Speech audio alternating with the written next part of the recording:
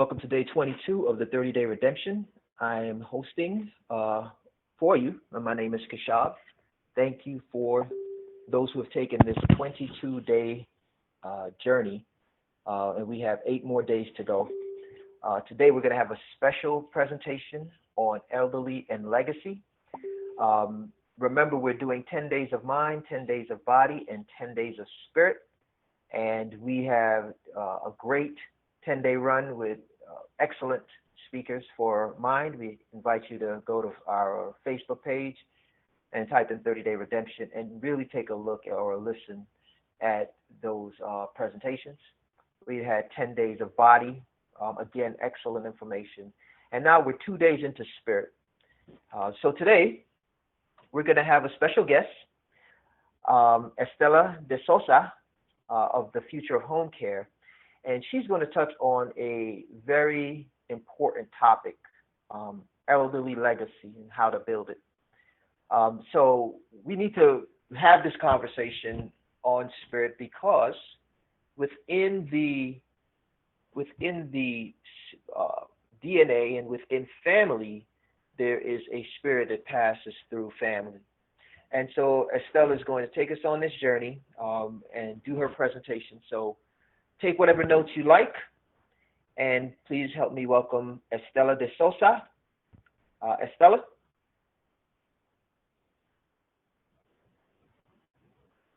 Mute. Okay. Hey, okay. All right. Can you see me? Can't see you. Okay, great. All right. So let me pull up my slide. Hello, everyone. Like Ashab said, my name is Estela de Sosa, and I'm so grateful to be here today and to be your presenter. I've been following the 30-day redemption for weeks now, and it's just been such a blessing, and to be among such great speakers, it is definitely an honor. And thank you, Kashab, for trusting me with this topic.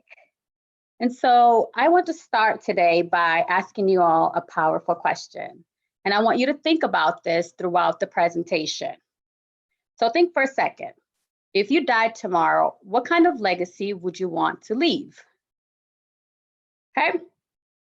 So as someone who has recently become absorbed in the rich topic of elderly legacy, this question has made me think a little deeper. And so first, let's start by defining what legacy is. What is legacy? A legacy is a gift or inheritance of property. And despite of the dictionary's definition, legacy comes in many different forms and expressions: passion, vision, action, things that are tangible and intangible. And so a legacy is a story of someone's life, the things they did, the places they went, the goals, the accomplishments, the failures, and much more. And I really like this quote by Peter Struppel. And it says, legacy is not leaving something for people, it's leaving something in people. And so Dr. Martin Luther King is a perfect example of this. Dr. King. I'm sorry to interrupt you. Are you sharing your slide? Yes, I am. Can you see it? No, if you could go ahead and share it so everyone could see that. And oh, man, I'm sorry. Go to the Martin Luther King. Okay, let me go back. Sure. How about now? Can you see it? Yes. Maybe Okay. in presentation mode. Sorry, guys. So yes, so first the question is, if you died tomorrow, what kind of legacy would you want to leave? And I started by defining the definition of legacy. Let me move this screen over. Okay, so the definition of legacy is a gift or inheritance of a property. And legacies come in many different forms. It's passion, vision, action, and things that are tangible and intangible. And like I said, a legacy is a story of someone's life, the things they did, the places they went, the goals they accomplished, and the failures and more. And legacy is something that a person leaves behind to be remembered by. And like I said, I really like this quote because it says legacy is not leaving something for people, it's leaving something in people. And I thought that was deep. And so Dr. Martin Luther King is a perfect example of this. Dr. Martin Luther King is a man I'm sure we've all heard of and a person we still celebrate today. And why? Dr. King realized that the best strategy to liberate African Americans and gain them rights was to use nonviolence form of protest. And so he recognized that nonviolence was strategically the only realistic option to oppress African Americans, or oppress African Americans to achieve justice, as well as the fact that violence would simply divide the races and make justice and reconciliation impossible. So for more than 2 decades, after his death, Dr. King's ideas, his call for racial injustice, racial equality, and his sense on the power of nonviolent struggle to bring a major transformation of American society has helped to catalyze many organizations like the Black Lives Matter movement organization. And so their mission was to build local power and to intervene when violence is inflicted on Black communities by the states and vigilance. And so Dr. King is one of the many great leaders whose legacy has left a stamp on the future and making a contribution to future generations. And now that we have defined legacy, this quote says, the best classroom in the world is at the feet of an elderly person. And this quote is a perfect example why elderly legacy matters and the importance of preserving and carrying on the spirit and knowledge in those who came before us. So we're not here for only ourselves. We have to think beyond ourselves. This is why it's so important for us not only to, in these last 22 days, we have been, taught so much and all the contents here. It's been a great knowledge, but we must also apply these knowledges into our lives and pass it on down to future generations.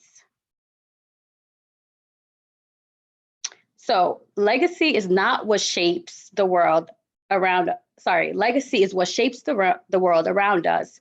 Someone that came before you paved the way. Whether it was your mom, your dad, your mom's mom, and your mom and your dad's dad, spirit works through DNA of family to fulfill legacy and purpose. And through Dr. King, we've seen that we know that the spirit is moving and it is transferred from generation to generation and from our culture, our morals, and our values. So it's important for us to learn the things and the people who came before us, and because they've made a way for us today. So what's my story? From a young age, I've always had the affinity for the elderly and the disabled. And from watching my grandmother, my mother, taking care of sick family members and neighbors in the heart of my country, Cape Verde, unknowingly sparked my passion to help those who could not help themselves. And so I've worked as a CNA, certified nurse assistant in several settings in the healthcare field, such as assisted living, nursing homes, and private residencies. And as my experience grew, so did my passion. Giving the highest quality care to elderly in my community has become my life's work. And in 2015, my mother, who's also a CNA, we decided that we were going to start our home care agency, which is Judy's Angels Care.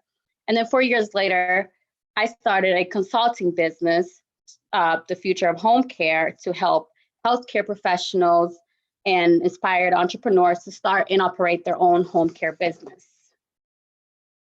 So I have my mother to thank for this and for instilling in me the spirit of service, because hadn't it been for my mother her mother who has transferred the same spirit of caring for others, I probably would have missed the opportunity. And now this is also a legacy that I'm transferring to my 4-year-old daughter. So, is your family saved? I'm not asking for from a theological sense, but from a legacy standpoint. Have you taken the time to speak to the elderly person in your life? Have you downloaded their spiritual bank of knowledge, and have you saved it? If an elderly in your life has taught you what love, kindness looks like, that's elderly legacy.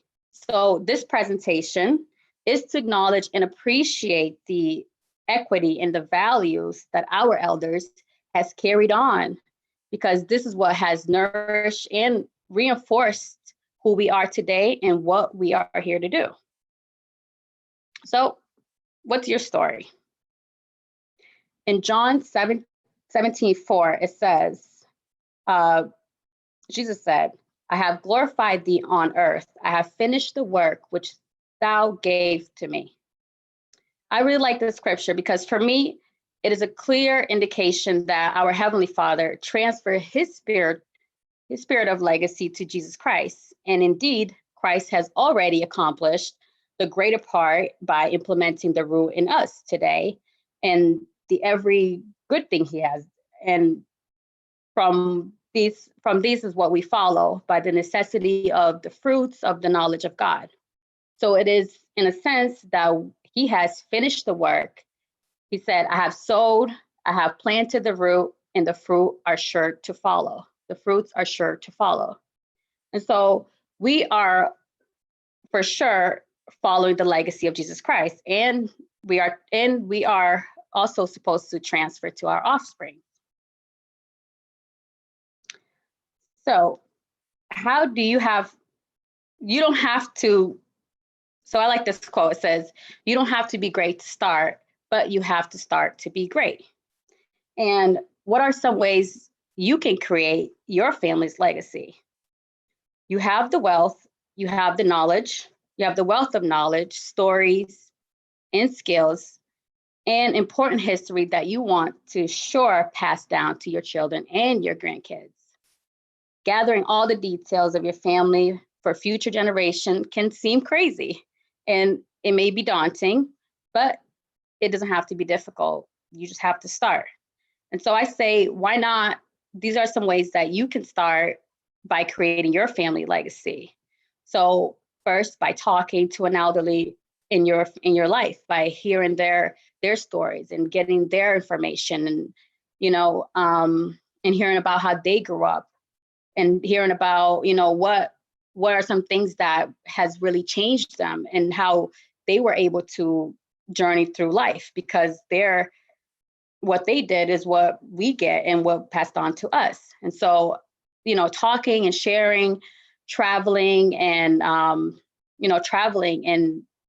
documenting your family's health history, creating recipe books, making photo albums, writing an ethical will, writing and taping, illustrating photos and scrapbooking.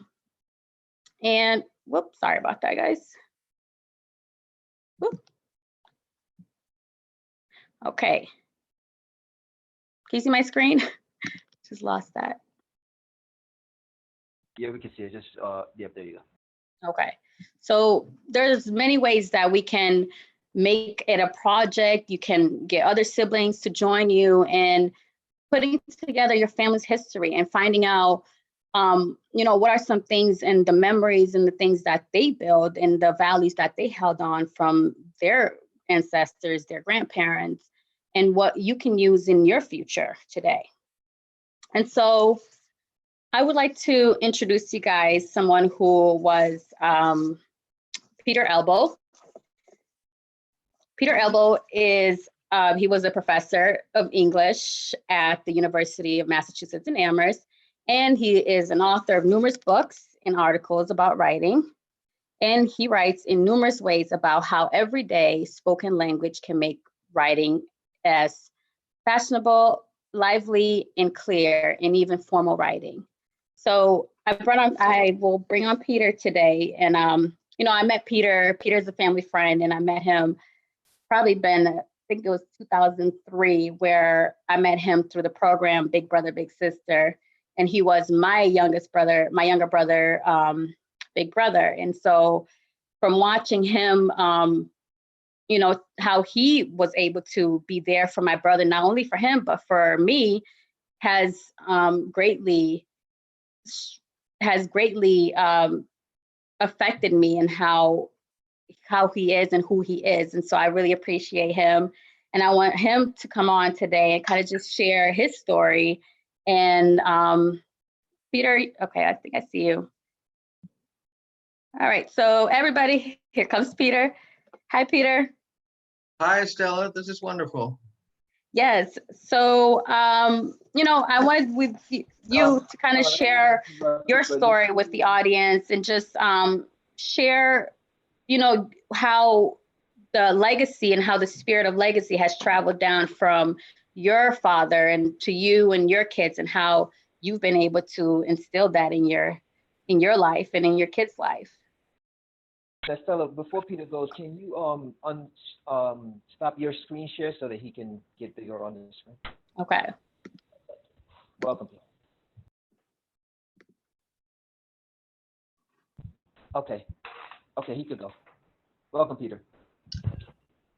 Well, thank you. Thank you, Stella. This is wonderful. You are. I'm so impressed to see what you are doing these days, and that you are just steaming along.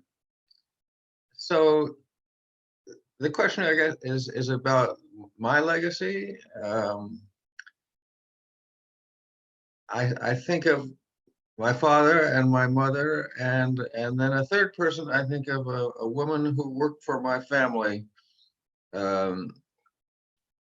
We called her a maid. She was a Black woman from South Carolina, but I grew up in New Jersey. She had moved up to New Jersey, and my family hired her to, actually, when I was born, my mother was having troubles. My mother's sister had committed suicide, and my mother was kind of in a funk or depression, and my father hired Estelle to come and live with our family and help out. So and she was a very powerful person, wonderful, strong, and smart person. So I had really three parents. But somehow the way you're phrasing all this makes me think of my father first. And my father, not just that I'll put him first, but he was the most generous and giving person in my life, although still too. But he, when I was growing up, my mother was a little bit absent. Her sister, my mother's sister, had committed suicide while she was living in the house with my mother and father. And so that, I think that sent my mother into a little bit of a funk. My mother was sometimes, or often, but not always, kind of out of it. But my pop was always there. He was always available. He was always a warm person. He would always give you hugs. He was physically affectionate, and that feels important to me. I always remember at dinner, he would just always reach over and put his hand on my mother's hand. He always showed his affection, and he always gave hugs. And they were good hugs. And this was back in the 40s and 50s when men were kind of undemonstrative. He was a Jew. He was a Jew. He married my mother, and my mother was a Catholic, and so I was brought up as a Catholic. But my pop was a Jew, and the Jewish culture was more demonstrative than the Anglo-Saxon WASP culture, and he was very affectionate. And he wasn't scared to say, you know, especially when I was growing up, men, the culture of men, they were scared to show feelings. And but my pop wasn't scared to show his feelings, and he would show, and the feelings he showed were affection. he didn't he didn't like negative feelings. He didn't like anger. He didn't like. But anyway, he was a very giving and demonstrative person. And but I need to mention a third parent, Estelle Jones, uh, who was a servant hired by my father when my mother sort of sunk a little out of sight or lost her with her sister's suicide. My mother kind of got to be kind of out of it. So I grew up with three parents: my mother, my father, and Estelle Jones, who started her life in South Carolina, but this was Paterson, near Paterson, New Jersey, and Estelle came from Paterson, New Jersey. So I feel like the legacy I've been given, I was so lucky that I've been given, came from my mother, my father, and Estelle. My father, most obviously, he was very affectionate and kind and strong. My mother, my mother was very smart and quick and very good at language. She could cut through. Uh, she saw to the heart of things, and she was very witty, and she was a little sharp-tongued. And Estelle was a strong person who was giving. I grew up.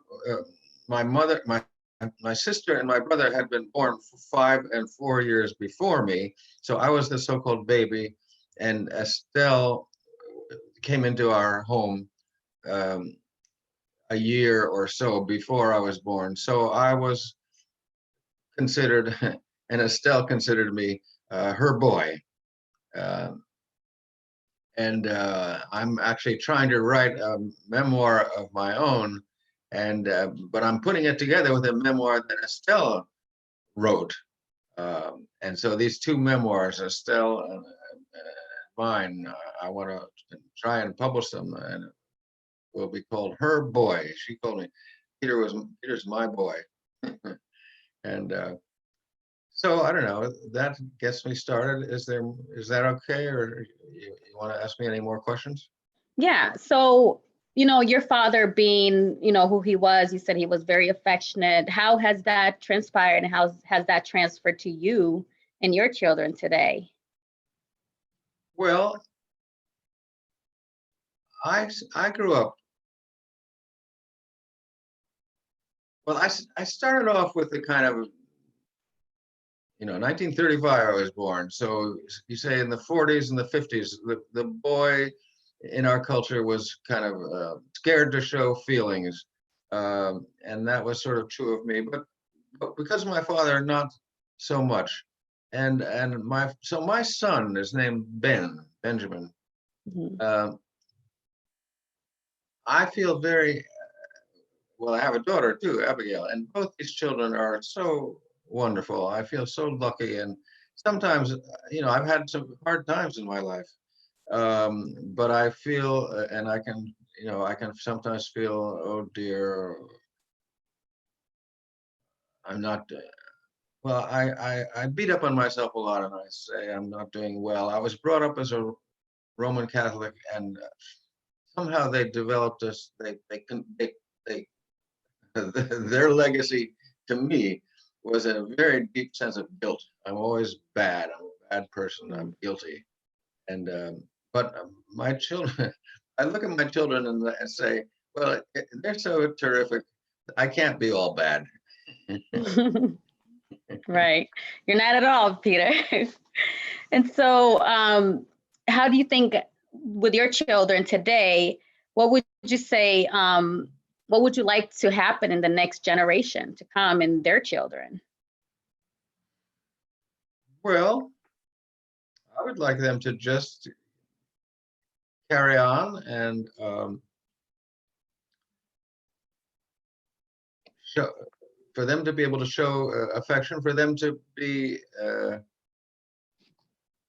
energetic. I mean, something I got from my father and my mother too was, or somehow, the way I grew up. I think the way I grew up, I was the youngest child. You know, I had this older sister, older brother, and I was the little kid tagging along, and I was always wanted to say, "Oh, you know, me too, me too. Don't leave me out. I want to go too." And often they would say, "Well, you're too young." And so my life, in a way, has been a struggle to get my voice heard. Wait a minute, listen to me.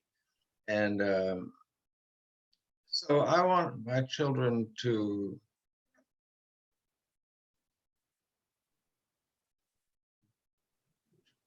try and live well. Because I think because of my growing up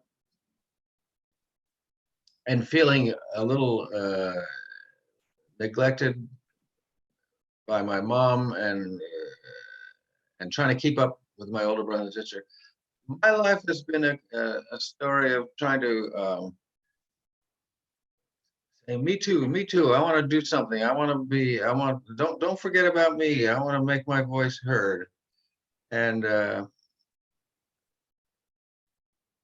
really kind of insecure. One of the things I'm sort of happy about is that my children seem secure, and they're not sort of compulsively trying to do something or make their mark. They're very quiet. They just live their lives, but they live their lives very wonderfully. So my son is he started out as a third and fourth grade teacher, but he turned fairly early. He turned himself into a physical education teacher in elementary school. So he works with little kids, and he's very brilliant with little kids, and he's a leader. And kids in his classrooms and gym classes look up to him, but other teachers look up to him. So it makes me feel very proud. And my daughter is a nurse.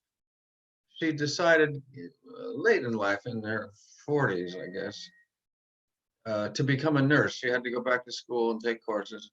And so she's a nurse, and she works with Native families in Alaska, helping Native families, and especially Native mothers who are giving birth, you know, for a half a year before they give birth and after they give birth.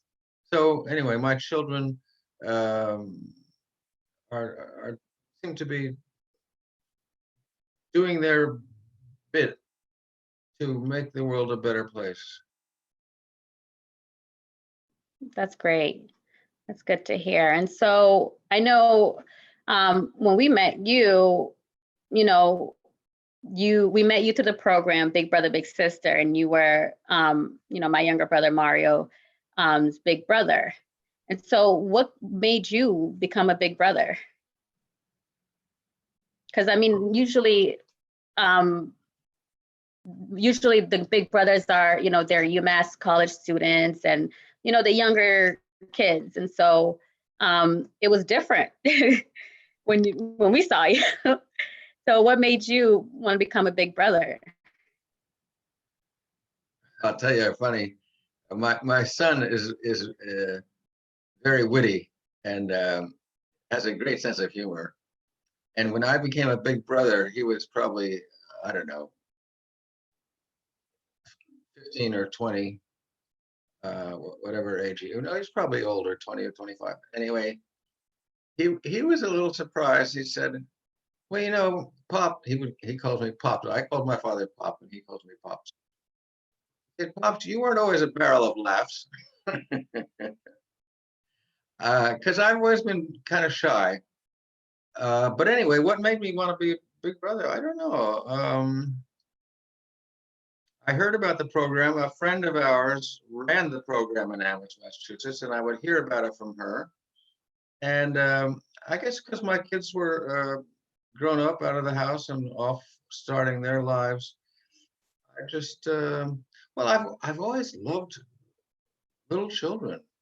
I mean, Big Brother, you know, hooks me up with older children. But anyway, I've always loved babies and little children. I love how little children are just themselves and they're full of energy. I love to watch little children because they just can't stop moving, and they say they say whatever they think. They don't pretend to have feelings that are different from what they have. I love that. And so that's probably why even though they're not Big Brother Big Sister program didn't hook me up with babies, but it hooked me up with you and Mario and young people. And I've spent my life as a teacher. I always loved young people, love to work with them. So anyway, that's, I guess, why I did it. I didn't have any more children in my life, so Okay. I signed up for Big Brother Big Sister. Yeah. And you were terrific at it. So one thing I wanted to ask you about legacy, how important is it to you that we preserve, or for you and your family to preserve legacy and to transfer to generations to come, like the things that you were, that was instilled in you from a little boy? How is it important to you to preserve that and carry on that legacy? Well, I don't know. What comes to mind is that the world has gotten to be a fragile place. Things happening in the world. It's not as though we have more wars and violence in the world than there used to be, because there used to be there's always been quite a lot of terrible stuff. And one man who's written very interestingly, sometimes it just seems like everything's falling apart. He's a researcher, he's a historian, and he's written about how actually the world is getting better. There's fewer wars than there used to be. There's fewer murders and violence than there used to be, because we notice all the murders and the violence and the horribleness, but he takes a long perspective and he can show with very careful data and facts that the world is getting better. Humans are getting better. One of the things that struck me that's pertinent to our conversation, in general, parents treat their children better than they used to do. They used to beat their children much more, and children used to be kind of throwaway. Anyway, so I do feel like it's a struggle, but if you stand back and take the long perspective, I think people are learning to be more people are learning to be better parents.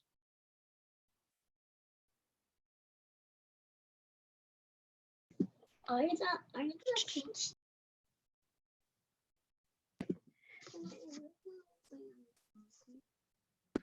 about that. One No moment. problem. Nope, not right now. So with what you're saying about, the world is getting better, but right now we are currently dealing with an outbreak of the coronavirus. And so, you being an elder, how have you been coping with that? How have you been? Well, I feel very lucky. We've been fine. We live in a retirement community. It's like a big building. Actually, if you count everybody, it's a couple of buildings stuck together, and there's actually 500 people here. Some of them, about 150 of them, are people who are in assisted living. It's like a nursing home. But 250 of us live independently, some single people and some married people. And so this building, it's called Horizon House, where we live. And they have been very, very, very careful about the COVID-19 and quite restrictive. We were locked in our apartments, or had to stay in our apartments for quite a while when it was first starting, and just to keep us safe. And there have been 3 or 4 out of the 500 people. There have been 3 or 4 people who have contracted the disease, and just in spite of all the care, and a couple of people died of COVID-19. But in general, this place has been very, very scrupulous and careful in trying to keep us from getting the disease. We were locked in a sense, or anyway, not allowed to go outside of our apartment, or even not, and certainly not allowed to go outside for a while, maybe a week. And that was very frustrating, but on the other hand, that was keeping us safe. Good, good. And so, have you learned anything? I mean, I'm not sure if you've ever seen anything like this COVID-19 pandemic. You know, have you learned anything from this whole ordeal? Well, you make me think that when you start that question about this, you think in my studies, I studied Geoffrey Chaucer, who was a poet in the 1400s. And in the 1400s, that was when the Black Death came to Europe. Something like a third of the population of Europe died. And so in that sense, I've seen it before. A bigger proportion of the population died in the Black Death than now, even though the number of people who die now is horrendous. Have I learned?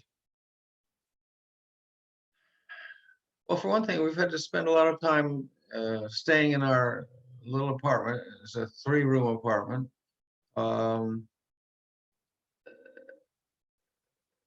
And it's very nice. I mean, we're so lucky. We felt safe, and that's wonderful. But you do feel scared of the virus, because you don't know if you're going to catch it. It's invisible. Have I learned anything? Well, we've had to learn to be self-sufficient, and my wife and I, in a sense, had only ourselves. We couldn't see other people.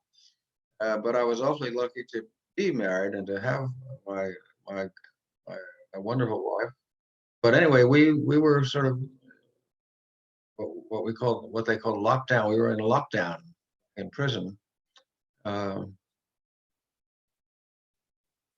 makes me think of Estelle Jones, who I grew up with. I remember when I was little, I would say, "What time is it?" Say, what do you care what time it is? You're in prison. She was like that. Anyway, I like hearing from you, Estella. Me too, Peter. And I greatly appreciate you taking the time to support me in this.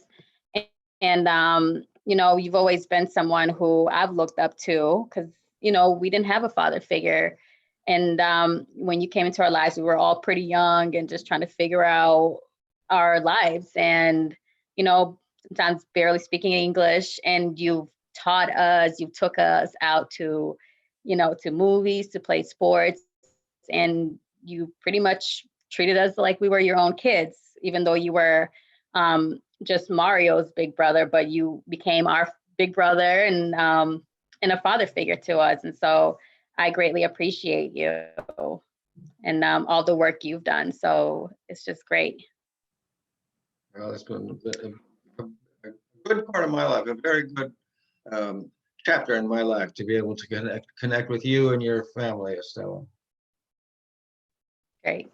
Yeah, so right now we can open up the floor for some Q&A.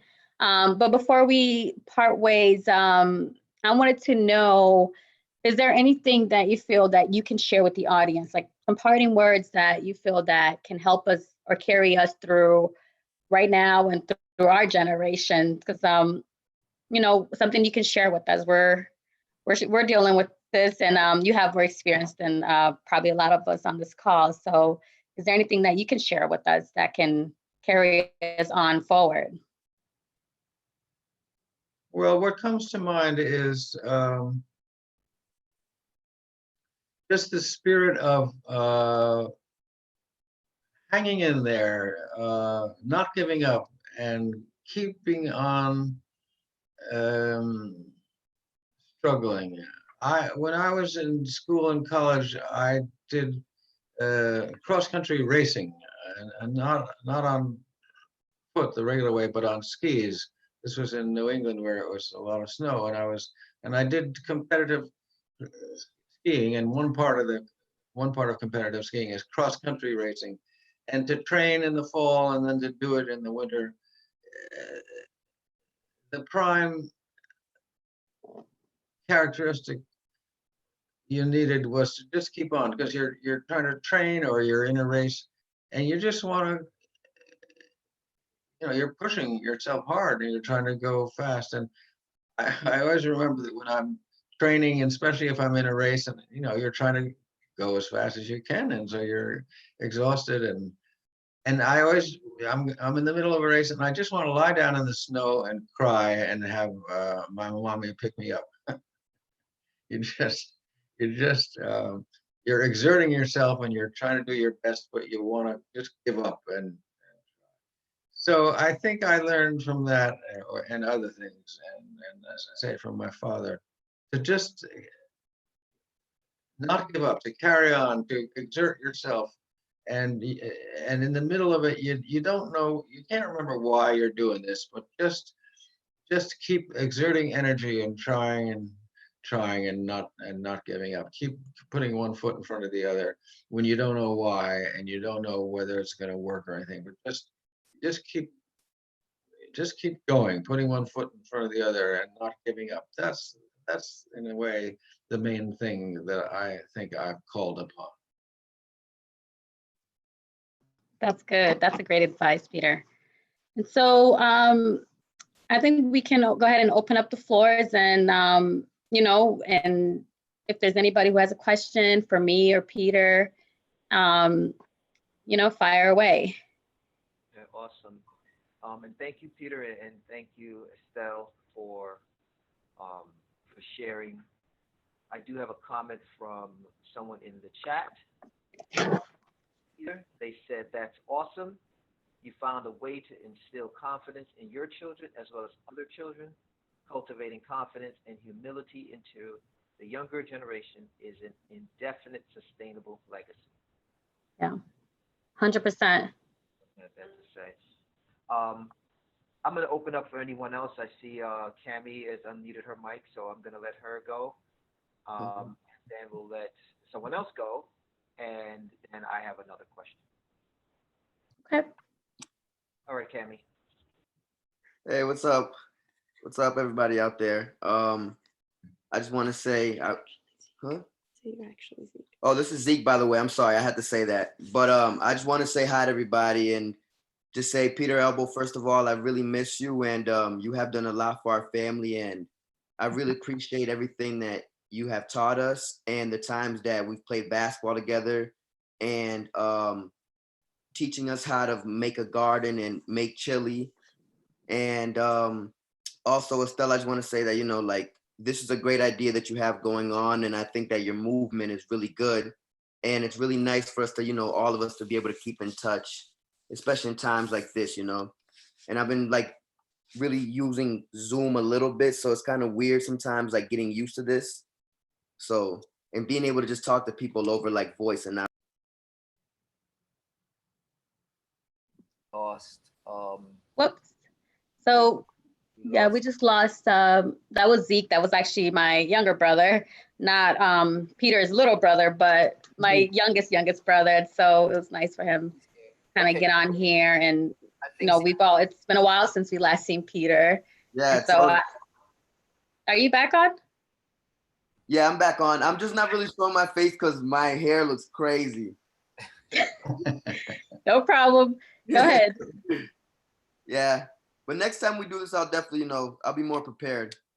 Not that I'm really not, but, I didn't really Well, it's okay. I just really wanted to say, like, I really miss Peter and his wife, and I miss all you guys. But, yeah, it's just really nice to catch up. Well, it's great to hear your voice, Zeke. It's a long time since we've seen you. Yeah, it's been a very, very long time, Peter. Actually, I'll go ahead and I'll show my face. Let me see how I can do this. All right, here we go. What's up, guys? Hey, Hey. Yeah, Hey. Peter, I have very long hair, by the way, now. And it's, of course, I can't go to like anywhere to get my hair braid or anything. So I got a bun just like Estella. Yeah, Well, But thank you, Ezekiel. yeah, no doubt. you're looking great. Thank you. You as well, Peter. Thank you. Where are you living nowadays? Are you still in Massachusetts? No, we're the other side of the country in Seattle. Amazing. Wow, Seattle.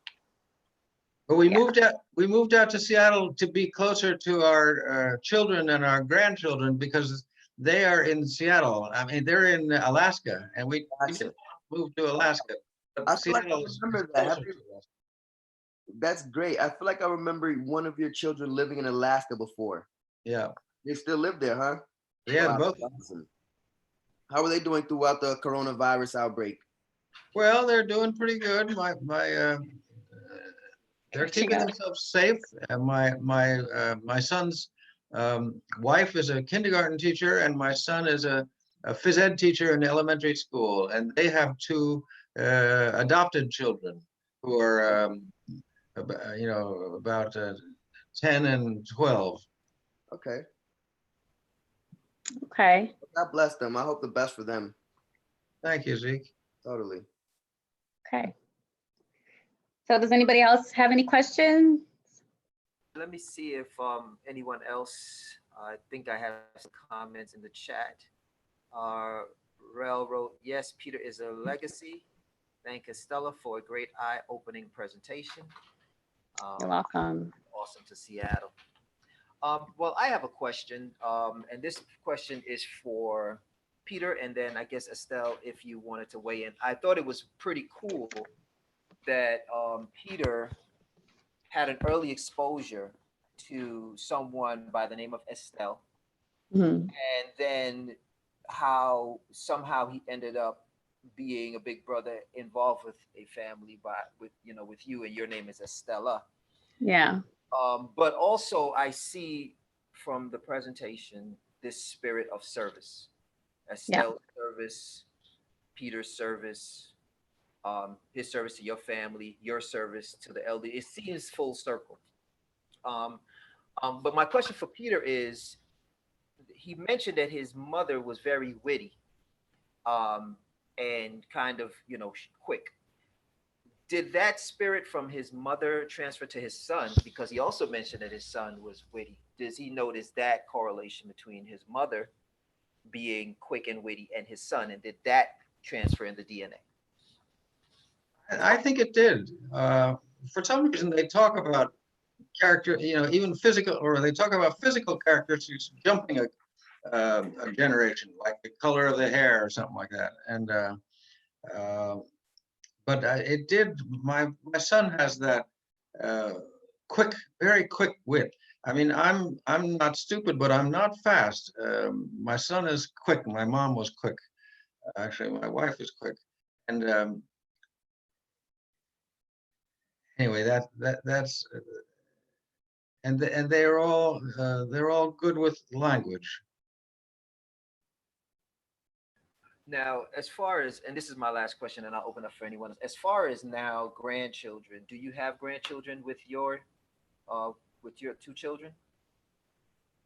So I do. My daughter has not married, but my son married, and they found that they couldn't have children, so they adopted. In the end, they adopted two children, and for the first child, they were living in Alaska, and they just put into an agency or something like that to try and find a child and a baby, and they got a baby. Actually, they got this baby on the day the baby was born in Anchorage, Alaska, and this baby was African American, and that was fine with them. And so then a couple of years, within a year or two, they wanted to adopt another child.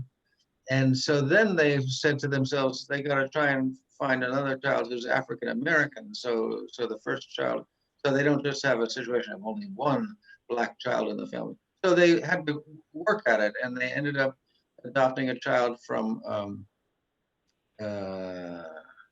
Alabama, I think. And anyway, so I have two African American grandchildren, two girls, and they live in Alaska. And I tell you what, you might not realize, I didn't realize it at the time. My son and his wife had lived in Vermont, but when they had these children, uh, they were thinking that they'd go back to Vermont. But when they had these children, they realized they should stay in Alaska, because Alaska is a very multicultural place with a lot of people of different colors and ethnicities. Most people don't realize that. I guess because there's been a lot of Army and Navy and Air Force bases up there, whereas Vermont is just a very, very white state. So they stayed in Alaska, and they appreciate the fact that Alaska is a very, very multicultural place. Got you. Excellent testimony, and thank you, Peter. Does anyone else have any questions or comments for Estella, for Peter, or anything that they would like to add to the discussion? Hey, Kadar, I think that you're asking great questions, and it was a good point that you made about how Peter had somebody in his life that was named Estelle, and then came and met our family, and then now there's Estella. You know, that's really like a cool, interesting thing. And then also, like, I did not know that, you know, Alaska was a multicultural place, and I also feel like that maybe part of the motivation for Peter's son to adopt children, him and his wife, is because seeing how good of a role that Peter has done. And, you know, it's like the fruit doesn't fall far from the tree, you know? So that's like something that's really heartwarming. You know, you have to really have a good heart to adopt and to care for other people. And yeah, so it's a big thing. Yeah. But yeah, like I would just think that Alaska is like really, I don't know, not to really sound like crazy, but I thought like Alaska would just be really kind of quiet and like not really multicultural and like cold. But I'm gonna look more into Alaska, but that is really amazing though. Yeah, it's interesting. Yeah, and it also shows how the spirit works through DNA. You know, how we've been able to take on certain things from our past, our elders, and certain things that is now instilled in us, and also how we see it down to our own children. And so it's definitely amazing. And Peter, you are truly a legend and a legacy. And we really appreciate you for your time. And, you know, and I think also what I wanted to say was the fact that, and for the audience, this presentation was mainly to be an eye opener, to make you think about your legacy and think about the people that came before you and how you can preserve those things. Because our elders really hold, like Ashab said, they are like a spiritual bank. They have so much knowledge and value and things that we can learn from, and things that can carry us on through life, and things that we can carry on through our children and their children. And you know, this will probably be a good time to sit down with an elderly and someone in your family. You know, we may not be able to be together, but thank God we have Zoom, and this will be a good time to connect with those and hear their stories and just kind of sit down and listen and ask questions. And actually was able to find a guide online where it can kind of guide you to sit down with the elderly in your life and to, you know, kind of get the questions from, you know, from when they were little children and the things that they learned from their parents, and see how the things that they have now, or the things they told you, how much of that is instilled in you, how much of that comes off you. Because I mean, like, for example, how, you know, my mom started, from seeing my grandmother and my mom take care of other people. Like, I didn't know that was something it would become my purpose. And, you know, from starting a home care agency, first becoming a CNA, starting a home care agency, pursuing a career in nursing. And then now also I created a company where I want to help other people create their own home care agency. So it's amazing how much, you DNA and how much there's so much in that. And it's so fulfilling to know that it didn't really come from me. It just came from something that I seen my grandparents, my mom, and then now me, and then just watching my 4-year-old daughter and seeing how much she's a nurturer. She's a little mommy. The way she cares for her little dolls, and it's just so amazing. And, she randomly says things like, I want to go help and take care of this person. I mean, like, she knows, she's been to my client's home with me sometimes. And, the fact that she's from a young age, she's been wanting to take care of people.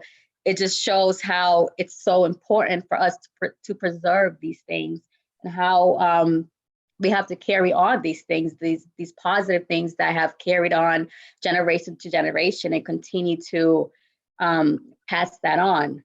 So I definitely advise everybody in this audio, the audience, to take the time to listen to your elders and capture the story.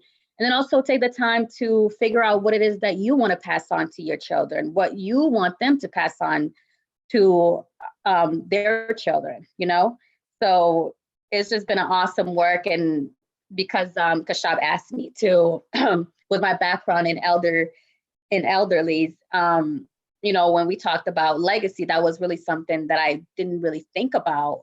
And now, after doing the research and just being so observed, and an elderly legacy has been like, it opened up my eyes to, how I want to run my company, and the things I want to leave for my children, and what I want them to pass on to their children. So this is definitely, it's an important work. And I think we all should indulge in that, and listening to our elders and finding out their history.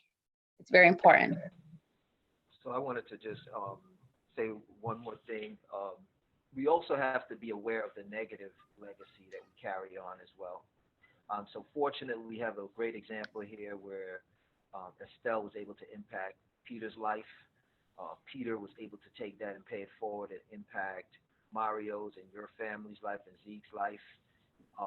His children is able to now turn around, bring that full circle, and impact children who are in adoption. We have that great story, but then we also have the story of negative legacy that needs to, what they call generational curses, that need to stop and to be reevaluated. So I think in the evaluation, there needs to be evaluation of positive and negative legacies, so that you don't default and carry on things in your DNA. Absolutely. I 100% agree with that. And just like yesterday in day 21, how we discussed forgiveness. And so, sometimes how we, sometimes through generation, how we hold on to bitterness, we hold on to, family curses and things that self-sabotage us. And that's sometimes how we tarnish our family's legacy, because, not being able to deal with certain family members, holding on to unforgiveness and hate, that has shown me how much that can really influence and put a dent on our family's legacy if we don't let go of, if we don't forgive. So this is also like a great example how we have to have the spirit of serving, the spirit of kindness and love, so that we can be able to carry on our legacy, because we know that hate can tarnish that. And so it's really important for us to check in with ourselves and make sure that we're spreading positivity to our families. Absolutely.